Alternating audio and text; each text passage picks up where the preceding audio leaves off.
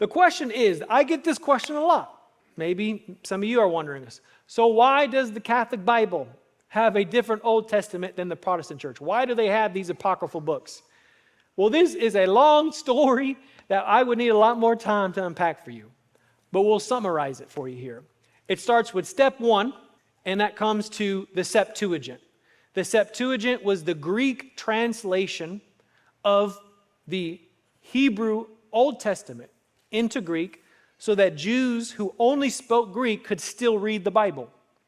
They realized, man, we got to make sure that the truths of who we are as Jews and our religion has to carry on even to those who speak Greek. So we've got to translate the Bible from Hebrew into Greek. And they said, well, you know what? We also need to make sure we preserve our cultural identity and heritage.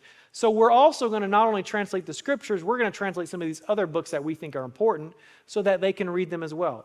And they were just added as one volume that they could send around. And that's where the Apocrypha got added into the Septuagint. So that's step 1. Step number 2 is that the apocryphal books were in the Septuagint all the way up until the time period of a gentleman named Jerome. He translated the Bible from Greek and Hebrew into Latin. He wrote the Latin Vulgate, and he was pressured. He spoke a lot about the apocryphal books. He really wasn't a fan of them. He didn't think they were scripture. He didn't think they should belong, but he was pressured because, hey, these are in the Septuagint. They've been in the Septuagint for a long time, and that's been our tradition, and we're not going to change that. So we're going to also, when you translate it into Latin, we're going to translate all of them into Latin. So they were all translated into Latin, and so the apocryphal books were in the Latin Vulgate. But there was a distinction, right, that we understand.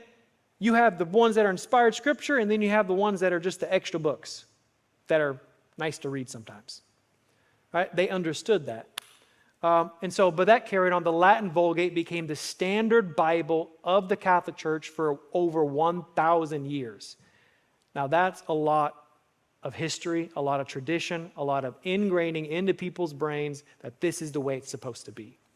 And so step 3 is event happened called the Protestant Reformation.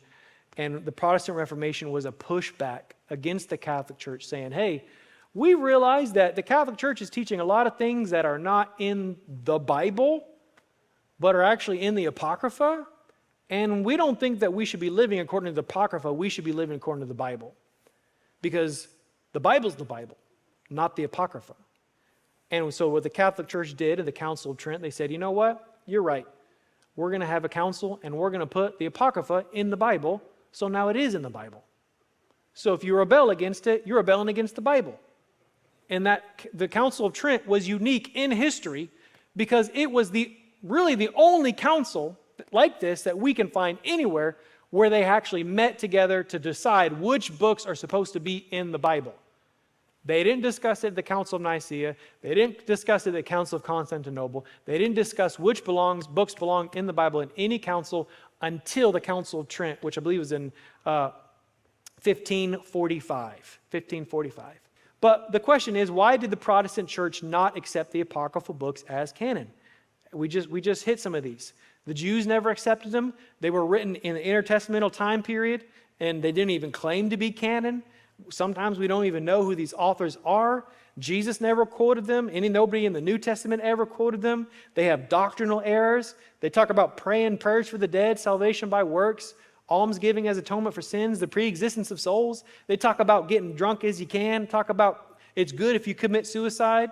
They talk about justification if you do seduce somebody for a worthy cause. They're like, hey, we have some issues with these books.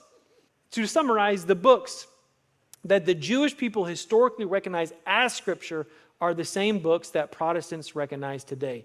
But really, the Council of Trent was the turning point for the Catholic Church where they doubled down and said, nope, we're going to cling to the apocryphal books as scripture.